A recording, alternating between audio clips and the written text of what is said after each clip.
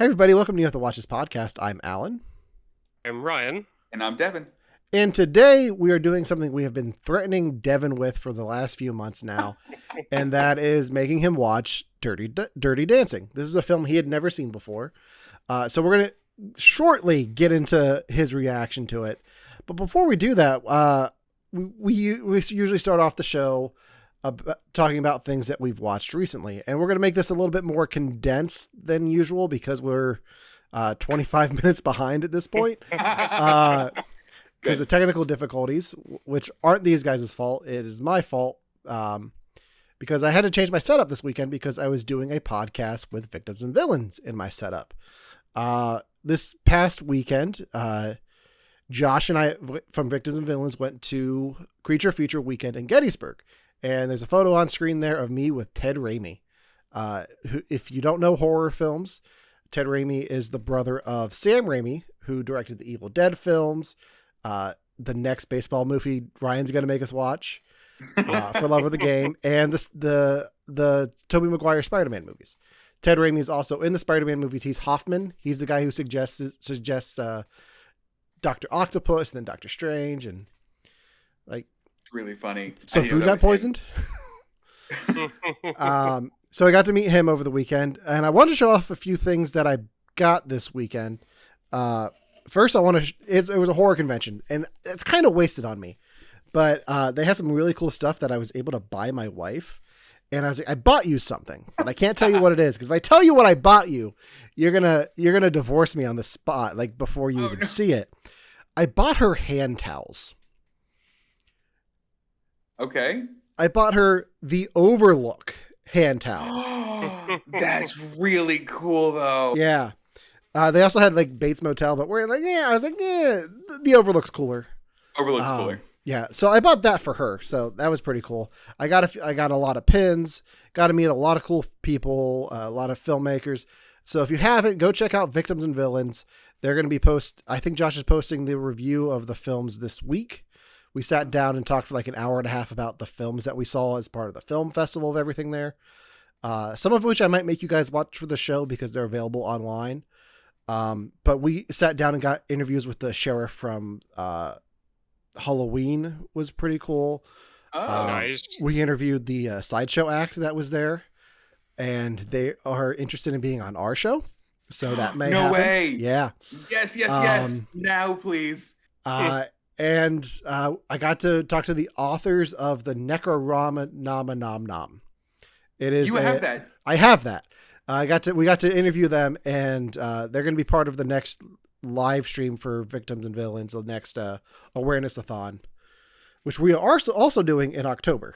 So, will they be cooking? Yes, they will be. Will they really? Yeah, I had. I love it. I'll tell you about it after the show. Oh man! But I wanted to show off what I got myself at this horror convention, because it's straight up me. And it's part of the reason I guess I'm wearing this shirt today. I bought some VHS tapes. And that's not all. Wow. And the reason I bought it, because I got a deal. I got Superman 4, The Quest for Peace on VHS. So you are the only person I know that owns a VHS player and regularly uses it. I don't regularly use it, though. It's plugged into the screen that I'm looking at right now. This is a TV. I have the VHS hooked up to it. I just haven't played anything on it. I'm going to. Like, I'll probably, when I'm editing this podcast, I'll probably put something on this TV. But is it like vinyl for you? Do things just feel better? You know, VHS? It's starting to be, because I don't just buy the VHS to have them. I buy them because of the box art. Like, I just like the box art. Yeah. Because I don't know if you know this about me. I like movie posters. And a lot of them are really well done covers. So that's enough about AwesomeCon, or not AwesomeCon, Creature Feature Weekend. Ryan, you had something you want to talk about that you watched recently. What was that? Yeah, so Thunder Force, the Melissa McCarthy superhero movie with Octavia Octavia Spencer. Octavia with Octavia Spencer, and really, I watched it for Spencer because I really like her. This is a movie that Kristen saw the trailer for like a week ago, thought it was hysterical. It's right in the vein of like the heat of like Melissa McCarthy comedies, Oh, not sure. like not identity theft. Like there's identity theft and then there's the heat. The heat's good, identity theft, not so much. This is more in the vein of the heat. It's actually pretty decent. I'm not gonna lie. There are some moments where Melissa McCarthy gets into her like little like over-explanatory joke thing that she does occasionally. But other than that, it's honestly not bad. Yeah. And it's definitely a good like it's not a satire of the superhero genre. It's not making fun of the superhero genre. It is legitly two women who become superheroes because the one is like obsessed with avenging her parents. Oh, okay. So And it's so yeah. yeah, so in the world that they made the movie in, only villains naturally happen. And they have to make heroes. And that's what the one character spends her life doing, eventually does. Melissa McCarthy's character ends up ruining part of the experiment. And instead of having one superhero, there's two, and chaos ensues. It's that honestly not bad. That sounds like an interesting premise. Like I like the idea that only villains naturally happen. Yeah. Like that's a cool enough premise for me. You almost lost me at the Melissa McCarthy part of it, though. I don't. Yeah. I think I've seen only the stuff that's like identity theft, where she's just like brash and over the top and annoying, and like I don't think I've seen her in a more subtle role. There are plenty of shots in this where she's quiet and depressed and sad. So she's not, like over the top all the time. There's only maybe like 3 moments where she gets into her like over explaining joke moments. Yeah. But they're not bad. So, I mean, I honestly do recommend it. It's not that long. And yeah, it's actually funny. Isn't Jason Bateman like half lobster or something in this? Yes, what? he is. Yes, what? he is. All right. He is Crab Man, and I'm just going to tell you now, he has crab arms, legit arms, like his arms and hands. He has pinchers. I love it. And it's and there's a scene where him and Melissa McCarthy go on a date, and they use surf and turf as a joke a lot. Oh no. You know what? You might have had me though at Jason Bateman with crab arms. I love it. Yeah. No, I honestly think both of you would enjoy it. Okay. Right. Well, I'm gonna have to watch it then. Yeah. So that's it. Stepping back a little bit, because I forgot I had something else to talk about. If you were paying attention to the slideshow here in the corner. So I'm watching a TV show that's been out for about a year now that I finally sat down and committed to, and I'm now 4 episodes in. And that is Apple TV Plus's Ted Lasso, starring Jason Sudeikis. All right.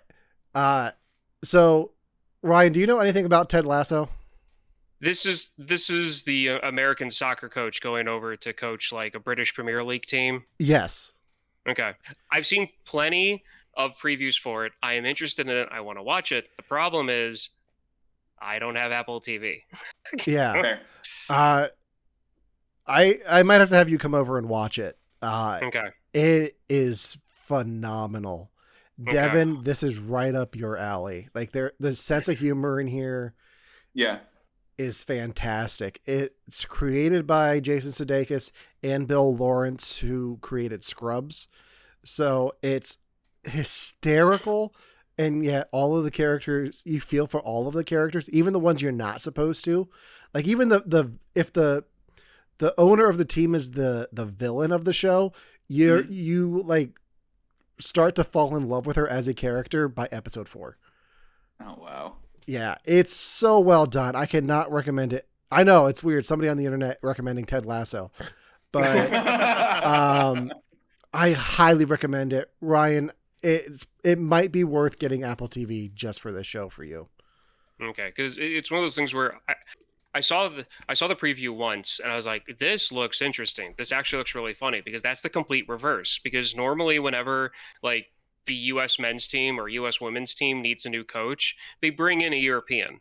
They don't bring in an American. So it completely turns what soccer and football fans think on, like how things work on their head to a point. And I don't want to spoil why he's there, but you've seen Major League, so yeah. It may or may not be something like that.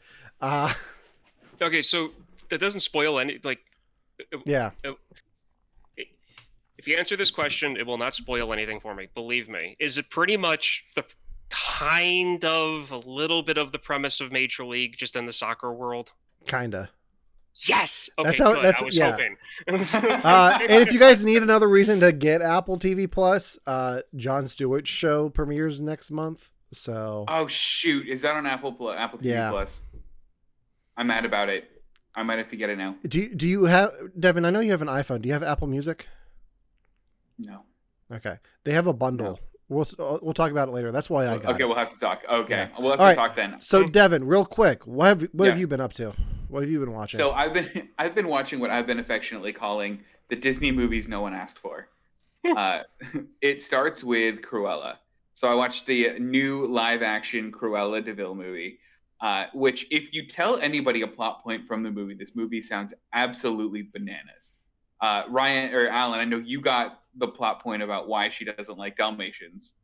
I've seen I bought this with the premiere access. I'm assuming it's available on Disney Plus for everyone now. It's free now, yeah. I bought it for the premiere access for my niece who had my Disney Plus account at the time and doesn't anymore.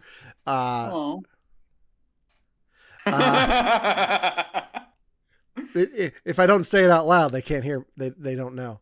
I bought it for her birthday so she could watch it, and then I heard before I even bought it, I wanted to because I heard about the enticing the plot point.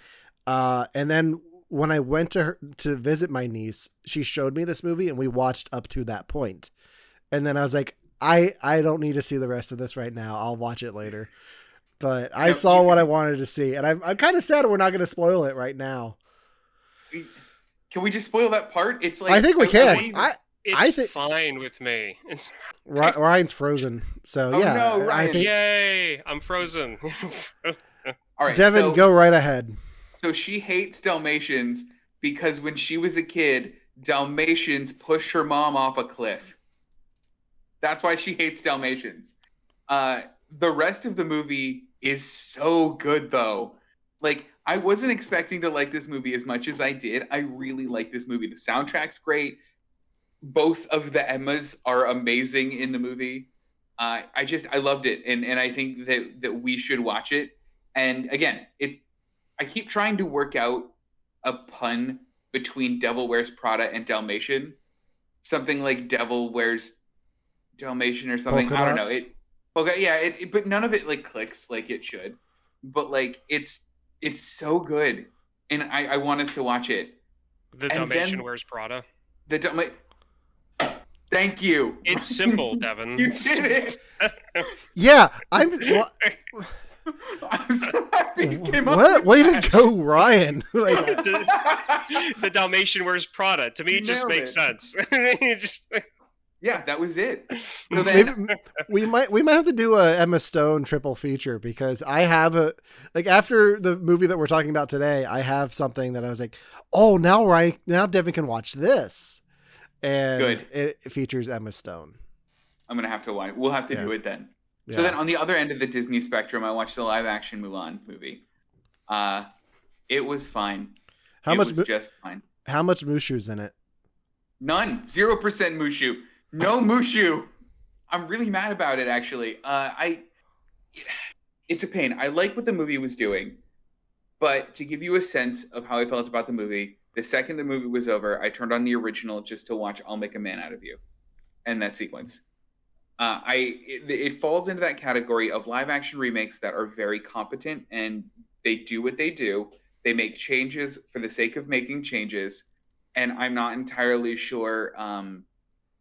I'm not entirely sure how much I love the changes that they made, but they're just changes, and I get it. You have to do that because if you feed me the same thing live action, I'm not going to love it. But I, I'd still prefer the original over this. Can I ask a question? Yeah. Did they pretty much turn it into like a war story? No. No. Less like fantastical and more like this is a live action movie, so we're just going to make it a bit more centered on more believability. No, they made it a Marvel movie. So no, really. So and this isn't spoiling anything, but basically kind of the crux of Mulan is embrace who you are, right? Mulan is just Mulan. She's having an identity crisis, embrace who you are. Great. The plot of this movie is embrace who you are because who you are is a superhero. So she flies, shoots laser beams. Laser beams, no. Flies, yes. She literally so she can fly like Superman. Like she can just stand there. And Not just start like flying. Superman, but she does wire work better than anybody else. But that's wire work. Yeah, but it's like every time she's Mulan and she's being true to herself, she is perfect at everything all the time. Okay, here's what I'm gonna do. I'm gonna watch it.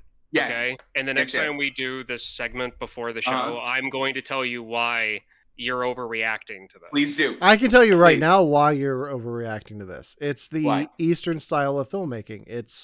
That's what they're going for. They're going for that influence, like the Crouching Tiger, Hidden Dragon type of film. Like they're going for that style, I believe. They were, and and that's the thing is they totally were, but it almost felt like they didn't want to. Like you could feel like the filmmakers wanted to toe this line between full Crouching Tiger, Hidden Mushu, and I did one. And just like an American style film. And they just they threaded this needle that I just don't think works. I think they either should have went like full wire work, full Eastern style film, or give me like Saving Private Ryan, but it's Mulan now. Like, don't be in the middle. Why not do a hybrid? Shang-Chi in theaters Friday.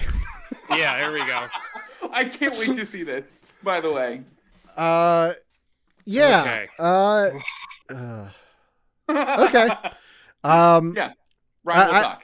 We will talk. Yeah, I'm not watching it before next week, so I might watch Cruella. That might be it. But anyway, we're gonna get into the topic at hand. That why we're here, why we lost most of the people watching the stream, because we haven't been talking about it yet, and that is Dirty Dancing.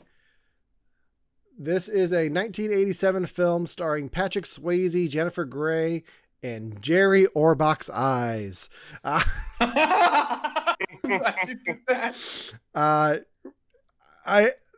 kept making Jerry Orbach's eyes jokes during the movie. Ryan, I'll have to send you that John Mulaney bit later. Good. But so this film, if you haven't seen Dirty Dancing, like Devon, I'm guessing 24 hours ago, spending the summer at a Catskills resort, with her family, Frances Baby Houseman falls in love with the camp's dance instructor, Johnny Castle. So it's a romantic, it's a romantic film, that has a lot of dancing, set in like the late 1950s, early 1960s. It's before Kennedy was shot. 63. 63. Okay, oh, 63. Okay. I wanted to say 63. I wasn't sure. So Ryan, what is your history with Dirty Dancing? Well, my parents tried to have me watch it when I was a kid, and obviously as a kid, I was not interested in this at all. Nothing about it ever interested me, and I didn't really care to watch it ever again. And then when I started dating Kristen, she had me watch it when we started dating. So I was like mid-20s and early 20s, and at that point I watched it and I was like, oh, this is not the movie I thought it was when I watched it when I was like 10. So I've watched it a handful of times since then, all the way through. I've seen it a lot in bits and pieces, but this is definitely, it's a good movie. It's a good, solid movie. I like it. I like what it's trying to tell. I like the way it does it. I like the actors in it, and I don't really have anything bad to say about it. Yeah. Yeah, this is a film that my mom would watch occasionally when it was on TV. I don't think it's one we own on VHS, but if it was on like USA or something, she would usually watch it. So I saw it bits and pieces. I watched it with my wife before we were married. And I've got a story about that later. But yeah, it's a enjoyable film. It's got a great soundtrack. Like the chat mentioned, it has Wayne Knight from Seinfeld and Jurassic Park fame. The mom from Gilmore Girls plays the mom in this. And that, yeah, so I really enjoy this film. Which leads us to the big question here before we get his reaction. Devon, what did you think this film was? What did you think this film was about before you sat down and watched it? All right. So I had this exact same thing with the movie Fight Club before I watched the movie Fight Club. I figured the movie Fight Club was basically just Rocky, but not, it's like an underground Fight Club, right? Because they take things very literal. If you're going to call the movie Fight Club, the movie's got to be literally about Fight Club and nothing else. So Dirty Dancing, I figured that there was like a cruise quarters in the basement of this luxury resort, and this hapless young rich white girl happens down there, and my goodness, how are they dancing? But she learns to dance their way, and it's better, and she shows her. That's what I thought the movie was, basically. Okay. And I was wrong. Yeah. I was wrong. Yeah. Yeah. Good. You weren't expecting that abortion, were you? No. Yeah. No. Good, you got it in there. All right. So what did you think of the film? It's fine. It's fine. It's just fine. It's just fine. I want to talk through some questions that I had about it with you guys, because I've been struggling. My wife told me when we finished watching this, she's like, now this is what you're going to tell Devon when he brings up this point, and this is why he's wrong. And I'm really curious to see if that's one of the questions that you have. I'll probably bring it up, I'm sure. Probably. I'm actually disappointed that you have questions to begin with, but let's get going. Yeah. Wait, why? No. Is this supposed to be super self-explanatory? I thought it was supposed to be. The thing that she brought up is a very Devon point to point out. Okay. And there is a logical explanation for it in the film if you pay attention. So let's go through some of the issues you have and things you want to talk about, because it's a pretty self-explanatory film. It is a little bit of what you said. She does stumble onto this world of the staff at this resort and steps in for a woman who is unable to be Patrick Swayze's dance partner for this routine. So it is a little bit of her learning these dance moves from Patrick Swayze. So what are some of the points that you want to talk about?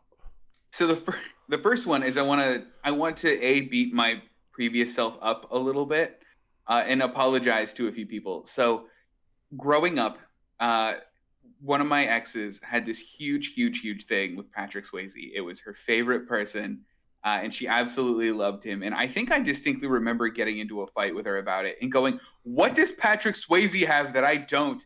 Guys, the answer is everything.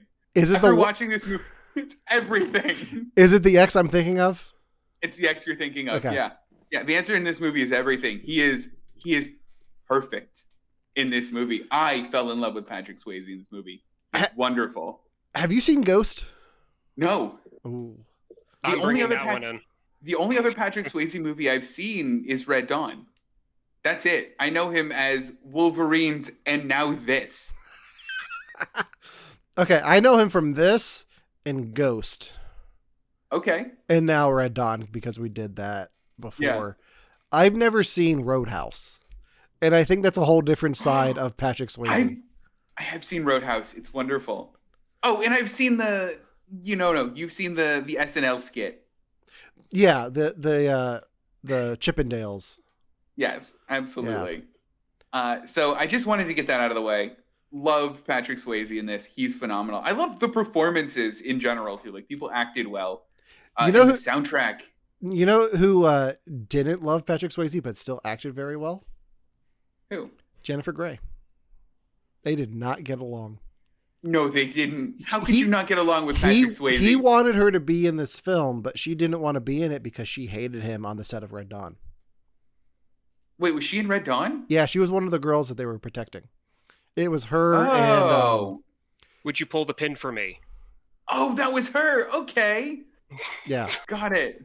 Oh, and it was her and the one from Back to the Future, Yeah. the mom from Back to the Future. Okay, got it. Now I'm oriented correctly. I didn't know they Yes. hated each other. That's a shame. All right, so real problem, and this is the one that I wanted to talk about, and I want to know because I see that your wife's in chat, so I want to know if she caught this one. Guys, is this just like a rich person savior movie?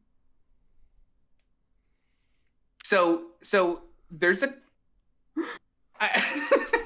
fair, but let me talk you through it, right? So there's a couple of lines and a couple of things from Patrick Swayze where he's like, "Rich people are the worst. Grumble, they treat us poorly." But rich lady comes in, goes, "Let me solve your problems," and then proceeds to solve the problems. She comes in and pays for the abortion. She learns to dance, which lady has been spending most of her lifetime, I'm assuming, learning. And she's like, "Forget it, I'm rich, I can learn it in a week," and does it well enough to be competent in a week. And then, or less time maybe, I don't know how long they were there. I want to talk about time frame in a second. And then at the end, she's just like, "Let me open your eyes to the world, and my rich dad will accept you, and that's the acceptance you've been looking for your whole life. You just wanted a rich dad to accept you." And I think that's the weird read that I took from this, was that it almost felt like her coming in to save the day. And I wanted to talk through it. So to me, first off, the fact that she also worked on her dad, she turned her dad around on it as well to a point. That to me negates this being that type of a movie, because her working on her dad and that speech that she gives her dad turns this from what you're talking about to it's just her. Doesn't matter if she's rich or not. It's who she is that is helping the situation. Yeah, I agree a bit with Ryan here more than you, Devon. Sorry, you knew you were going to be wrong with this going in. I knew I did. Well, that's why I wanted to talk through it. Okay, so her whole thing at the beginning of the film is she wants to go join the Peace Corps. Like she says that in the opening narration, and then like at the first dinner when there's leftovers, she makes it like her parents are making fun of like the starving in Europe, and she's like, "No, actually West Africa," and they're like, "Okay, box the food and send it off to Africa for baby." So she has like these big goals for changing the world, but I think over her time with Patrick Swayze, she realizes that she can help by starting one person who's just like a few social classes below her in her vicinity. Like it's not really about the grand gesture of traveling and joining the Peace Corps. Like you can help other people see different values that they might not see just living their life the way they have been. Yeah, and that's a good point. And chat's bringing up a couple of good points too, where that this is about a woman who's growing up, or a woman who's growing up to become a woman, and that it's a coming of age story for her. And I think one of my hardest part was I had such a hard time, I think, just seeing that and not seeing her as like a stand-in for the wealthy. And that's my bad. Because at one point he was talking about, or Patrick Swayze and her, or we're laying in bed, and he was like, "Oh, I used to, hang out with all of these women, and I used to, get these cards 2-3 times a day, and I think, oh, this means that they care about me. But it turns out that I was just being used." And I literally said out loud, like Romana was with me, I was like, "Yeah, but is baby using you now too?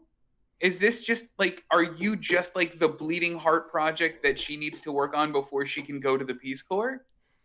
Like, and I didn't like, I think I had a hard time not seeing like Patrick Swayze and her friend's problems as her saying, "Hey, here's a problem I could solve. Here's people that I can help. I want to change the world. Let's start with these people," and not like, "Let me grow as a person." And I don't know if that's me looking, I mean, it's probably a me bias. I'm sure it is. But I think that was my struggle with the film, is I was like, well, what's her motivation for doing this? Is it because she needs to help somebody? She's prepping for, I think she's going to East Asia or Southeast Asia or something. Well, it could also be, I mean, she just turned 18. Like, she's going to college after this is all done and over with. Mm-hmm.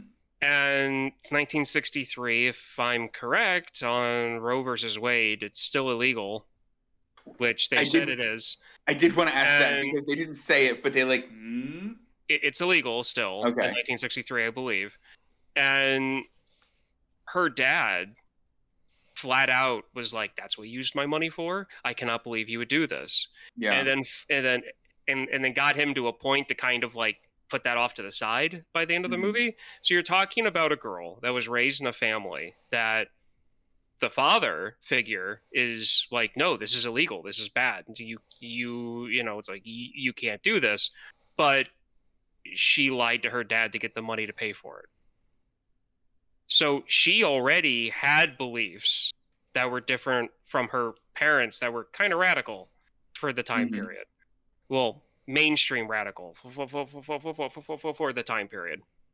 And that, you know, and that is one of the things I did like, though, is I liked Jerry Orbach's kind of path through the story, where he starts out as a guy that's like, I guess we'll just box the food in Southeast Asia. Like that kind of like insensitive, we make too much money, haha, look at us joke. And turn him into somebody who like really sees the human side in what he just deems as like the help. Yeah. Which like I really did like that. I think my problem just must have been Baby.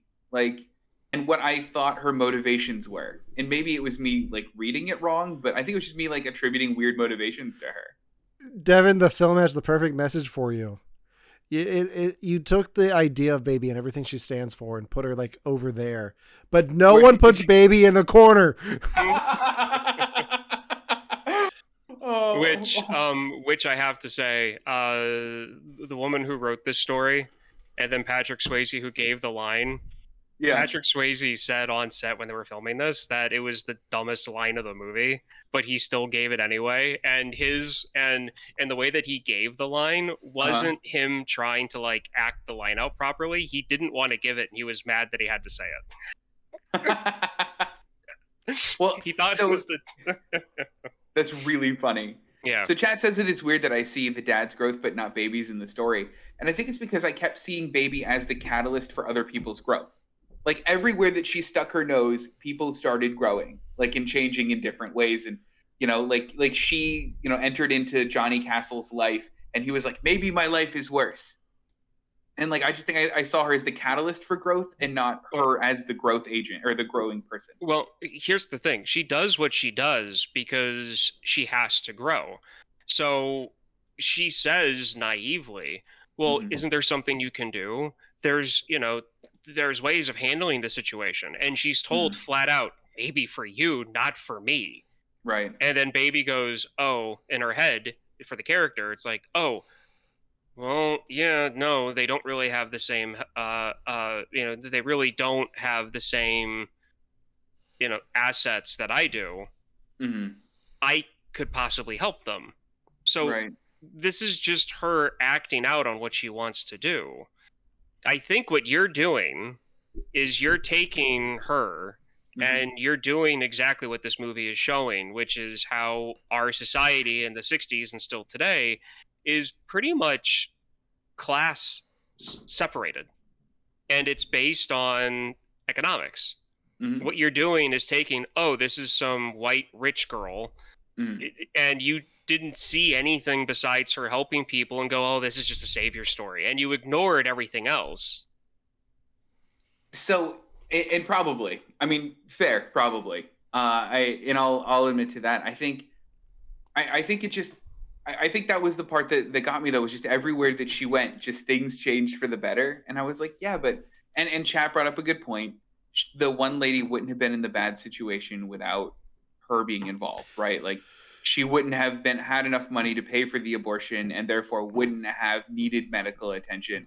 Like, that's a straight out bad thing. Yeah. Yeah, but I also don't think that the doctor that they had already found and gotten a quote from is actually her fault, though. Like, yeah, she's the one who gave him the money, but it's not her fault that the doctor was a quack. I mean, fair. They call her out on solving it by throwing money at the problem. It's about her learning why that doesn't work.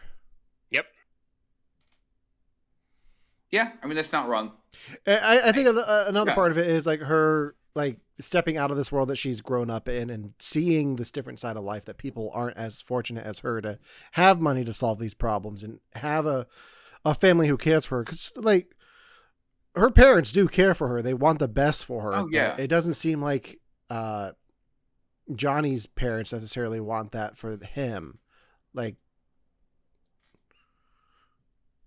well, did Johnny's parents ever get brought up? Like, ever? I think they get brought up once, or like at the end of the season, like he has to go back home and work at the family place or something. I know for a painters union. Yeah, the painters union. Okay, got it. So yes, okay. So I'm okay to get past that, because I think that was my biggest point of the movie, is I think that I didn't get past her going in and kind of changing things. And I think it was the whole, like, her learning to dance so fast, where I was like, that's another tick.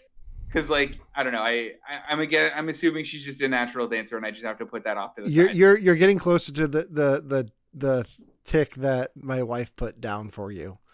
Well, I want to know what that is, in the worst way. If you don't bring it up, I'll bring it up. But I want to know what else you had issues with this film. No, that was the big one. Okay. That was really hard for me to get over for a lot of the movie, where I liked parts of it. I thought this was a very good romantic movie. Okay. I liked the leads. So Ryan, I think earlier I'd mentioned that this was, oh my God, isn't Patrick Swayze hot, the movie? Yeah. I was wrong. This is, oh my God, isn't Patrick Swayze emotional, the movie? He's got all the emotions, and he's so good at it. Yeah. I can't wait to make you watch Ghost. Like, that's going to be a fun one. Yeah. All right. So speaking of things that you liked about the movie, what was your favorite musical moment? Like, favorite dance scene, or just musical cue, or Ryan, do you have one? Yeah. It's when they're doing Loverboy. Okay. When they're doing their dance routine before the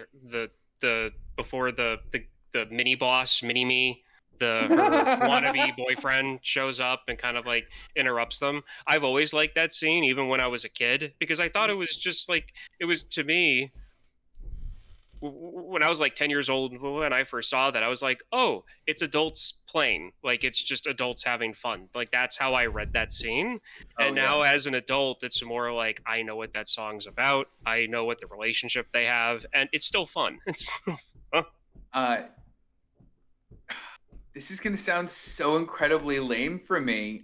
I just like the last one. I could cinema sins it, but I won't. Like, do it. I mean, the cinema sins part is, isn't he fired? Why would they have let him and everybody just dance? Why does everyone know the choreography to the same dance? That was it. That was why you had that's what she called you on. Like, that's what it was. So this is why they know the choreography. Yeah. And when that scene that Ryan was just talking about, where he interrupts their "Come Here, Lover Boy" scene, he gets all excited because he's like, "Oh, I've been working on this dance with the crew." Like, they all know this dance routine that they haven't been able to work on. That's why they all know the choreography. Doing that. Yes, that's really funny. So wait, that was the dance that was supposed to happen anyway, was "Do You Love Me?" And then or whatever song that was. Oh, okay, and then like Patrick Swayze was just Swayzeing it up. Yeah. Oh. Also, Ryan, please respond to that. Okay. Was it? No, we'll talk about that later. Okay. We'll talk about that later. Yeah. There's some noise outside, so I just want to make sure my mic wasn't picking it up. So. No, we don't hear anything. Good. Good. No, I didn't look. I don't really want to cinema sins a lot of stuff like this. Like, the end was what it was, and if I really wanted to be like all weird about it, and even if they didn't explain it, I would just be like, look, it's the movie is told in past narration. She's remembering this happening. Let her remember a choreographed dance number. It's fine. Okay. Yeah, for me, it's a tie between the Loverboy and the final dance. I teased that I have a story about the final dance. Tell me. So at my wedding, Time of My Life came on, like the DJ played it, and I grabbed two of my groomsmen because my wife was across the room talking to, I think she was talking to like her brother or something. I grabbed two of my groomsmen. It wasn't Devon. It was my groomsmen, Curtis and Jared. I grabbed them. I was like, okay, guys, follow my lead. And we just danced up to my wife like Patrick Swayze does with everyone behind him. And we got like 5 feet away from her. Like we're about 30 feet away. We get up like 5 feet from her. And that's when she finally sees us. So we did it across the whole reception hall. It was mostly for you anyway. Yeah, exactly. So. Oh, I love that. One of the things that I love about this movie, just in general, is the music and how the music that's picked for each scene fits in some way, whether it be the lyrics themselves match exactly what's going on, or the lyrics match the feeling or the emotion you're supposed to be feeling in that scene, or if it's just the music itself, not the lyrics, but the actual beat of the music matching the feel of the room. Yeah. And that's one of the things that stuck out to me when I saw it when I was older, and what made me appreciate it more, and why sometimes I'll just put this thing on and clean the apartment occasionally, because I mean, it's got a great soundtrack. Oh, it's wonderful. I've had a lot of these songs stuck in my head all day. Yeah. Okay, so I had another weird question. When does this take place? Like, I understand that it's the end of summer, and like they're going up to the Catskills, I think it is. Yeah. Yes. For like an end of summer 3 weeks? 3 weeks. Yeah. Okay. I don't care how long it took her to learn to dance. She's Superwoman. She can learn to dance fast. It's okay. What gets me, I think, and I think is the most funny, is that it goes from, hey, this is a summer bash. We're all in our 60s style bathing suits swimming, to sad Jerry Orbach on a pier where the leaves are now in full fall form and someone's throwing like leaves in front of the camera for the shot. Like, I've never been to the Catskills. Is that how fast fall happens? You haven't seen that episode of Family Guy where the leaves like change immediately? I haven't, no. But I think, yeah, I think because of that, it made the whole like movie feel like it took place over a much longer period of time for me. Okay, so Devon, you're from Pennsylvania, right? Yes. And you have experienced weeks where Monday would be 98 degrees, and then by Friday, the high is like 68. I mean, yes. Okay.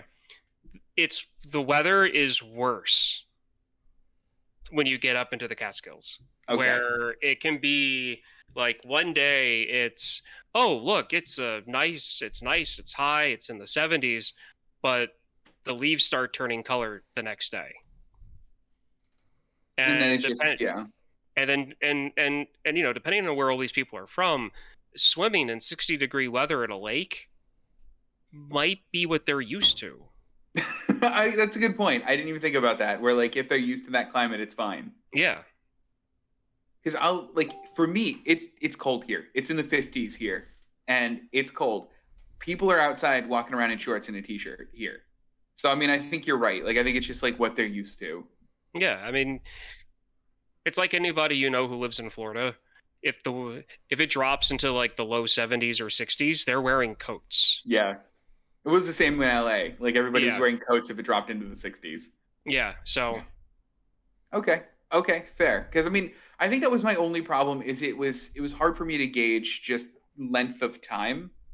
Because, like, I don't know how long, and I guess I do want to ask at least. I won't be mean about it, but, like, how long did she have to learn the dance number, the tango thing? I think a week and a half. Was it a week and a half? Okay. Yeah. Which is doable. Maybe not for me, I but mean, it's doable. Definitely not for, and maybe that's why I like keep thinking she's Superwoman, because I can't dance at all. Okay, so do you want to know something that might change your mind on all of this? Yeah. Okay, so now before I say this, there is an episode on this movie on the movies that made us on Netflix. Is there? And I watched it, so that's where some of this stuff is coming from. Patrick Swayze was a dancer. His mom ran a dance school when he was growing up. So he's a dancer. He knows how to do all this stuff. Mm-hmm. Jennifer Grey, that's her name, right? I got that name right. Yeah. She was not. Like, she knew how to dance at like a party, but she was not a professional dancer in the least. So a lot of the scenes where Patrick Swayze is teaching her how to dance, that's real frustration in Patrick Swayze. Is it? Yes. So the relationship as characters was teacher and student. And that's an exact quote from the thing that I watched. And so that's how it also was with them as people when they were filming. So when they were doing the scenes of him, Johnny teaching baby how to dance and do that dance, she was literally learning how to do that dance while they were filming the scenes. See, I really appreciate that, because I feel like I've seen so many movies where they're like, here's this person who's just learning how to dance. Meanwhile, she's like practiced for months, knows the dances by heart, like, and she's faking learning.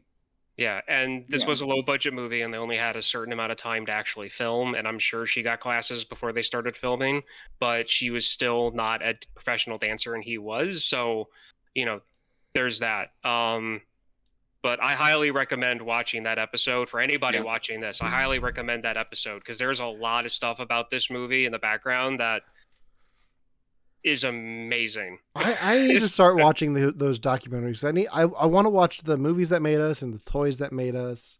Oh yeah, because I watched the documentary on the finale of The Mandalorian. It's like, I need to watch more stuff like this. I heard that one's a good one though. That was really good. If you want to see Jon Favreau cry over Star Wars, like, yes, please. Yeah, yes, please. Maybe more than I want to watch Dirty Dancing again though. Well, there were multiple.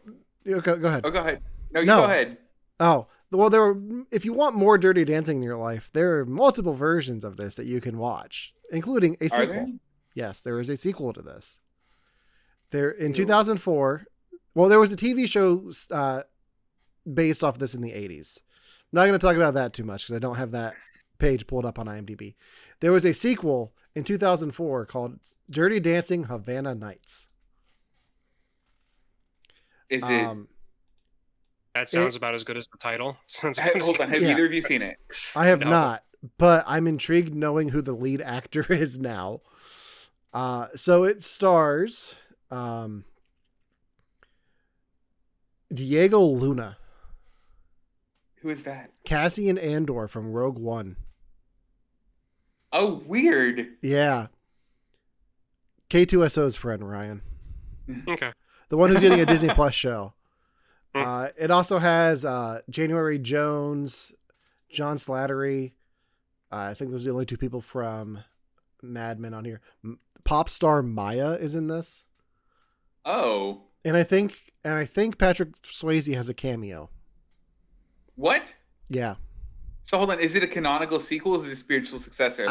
I don't know if it's canon as a sequel because it looks like it takes place in the same time period. Oh no, it takes place in 1958. So it's technically, if it's in the same universe, it's a prequel.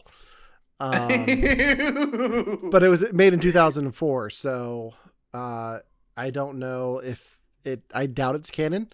They are making a sequel though with Jennifer Grey. No, they're not. They're making a continuation of Baby's story. It's in pre-production now, so. What story does? Okay, sure. Yeah, got it. Okay. You know what? I'll watch it. I'll watch it. There's also an Indian version of this, a Bollywood remake of it. Why did you not have me watch that version? It's called Holiday. Stop. What's it called? Holiday. Holiday? Yeah. Listen, Ryan, unabashedly, I love Bollywood. I just do. You know what? I'm not surprised. I really do. I would love Holiday. I bet I would. That's such a fedora thing to say. I don't mean it to be, though. It is. I'm sorry. Look. Oh, no. And Devon. Yeah. You go, Alan. If the Bollywood version wasn't enough, there is a made-for-TV movie version of this, starring Little Miss Sunshine herself, Abigail Breslin, as Baby. Weird. And Colt Protz as Johnny. I don't know what else he was in. I don't know him. He's on This Is Us, I guess. Or okay. one episode. This close. Yeah, he's not in much. But there was a made-for-TV movie. Sarah Hyland from... Oh, wait, he's in this? Sarah Hyland from... 1 second.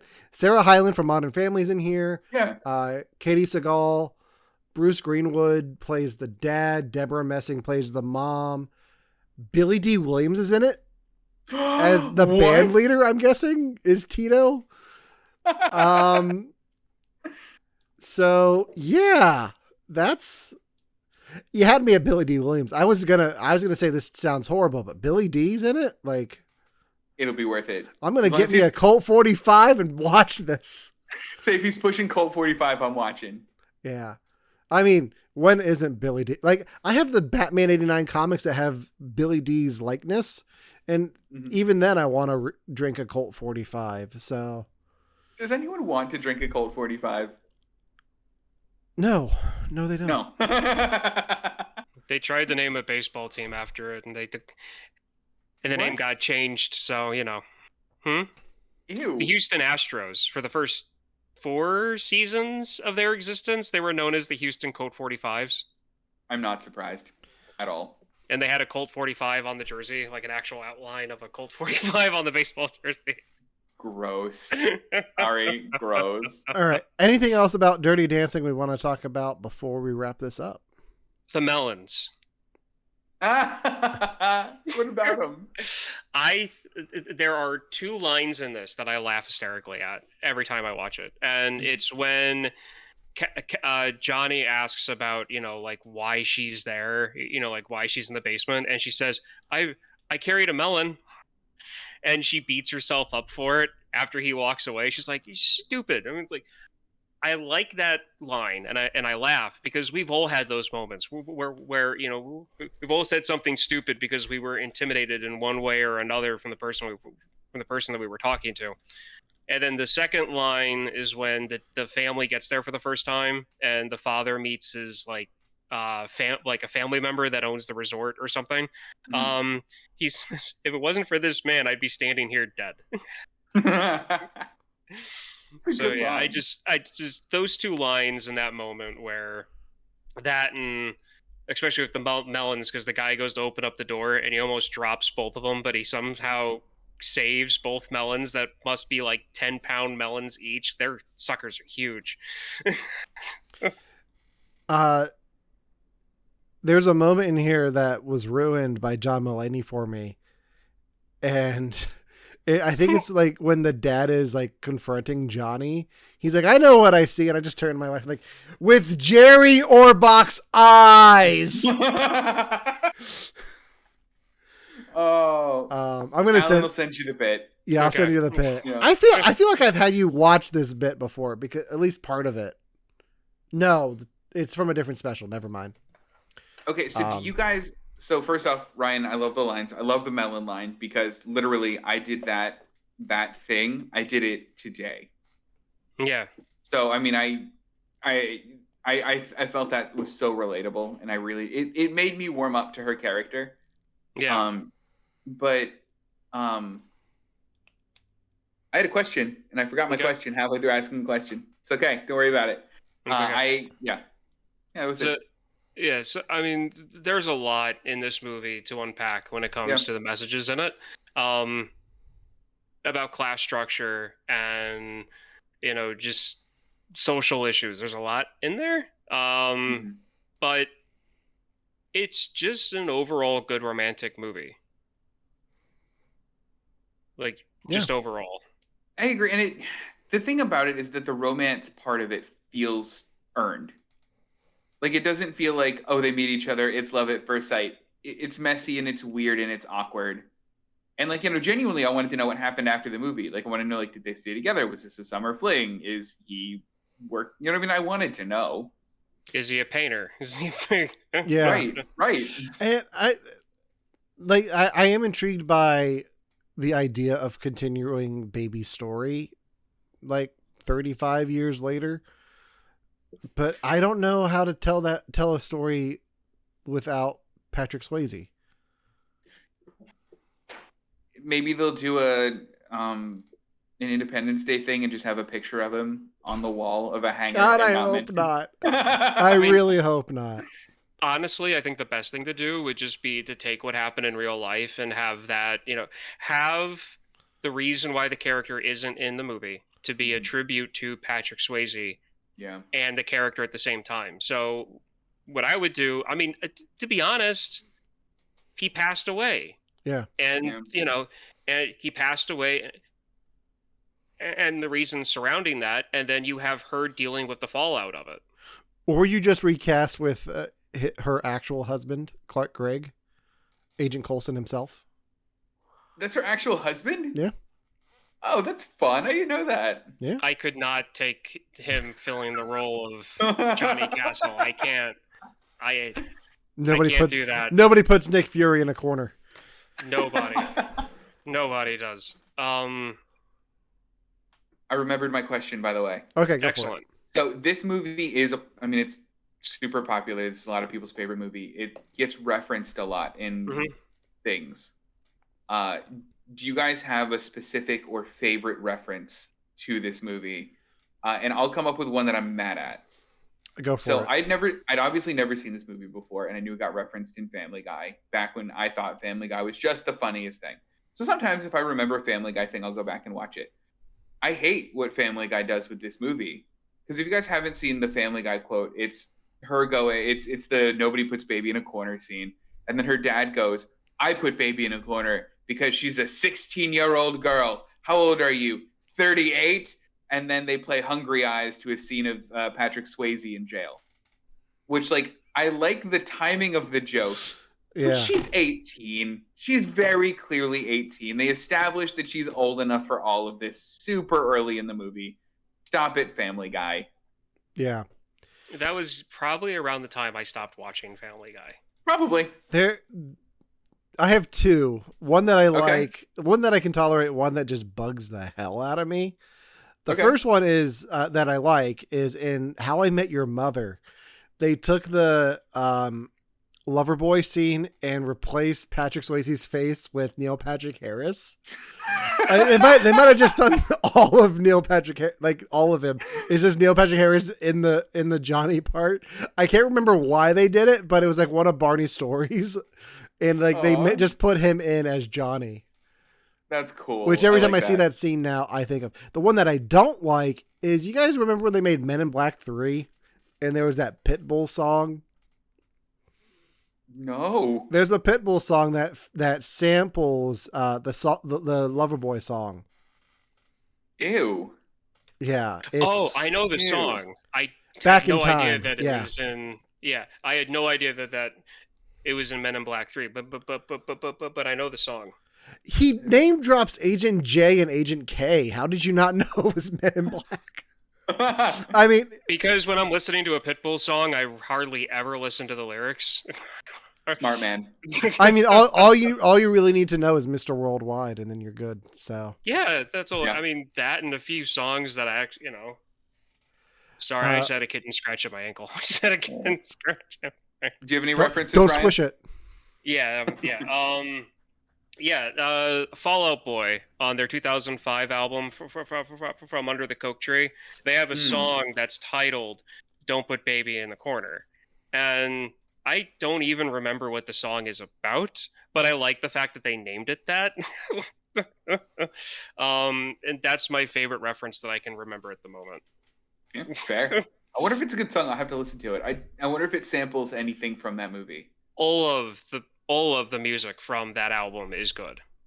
Well, that's the one with Dance Dance on it, right? Because I like that's that the one. That's the one with Dance Dance, Sugar We're Going Down. Oh. Yeah. I've got a dark alley. There's almost every single song on that album's a hit. I'm gonna have to listen to it. Anything else before we wrap this up? That's all I got. Devon, was the dancing as dirty as you expected it to be, or was it not it was. quite? This is gonna sound weird. It was dirtier than I expected it to be. Oh, really?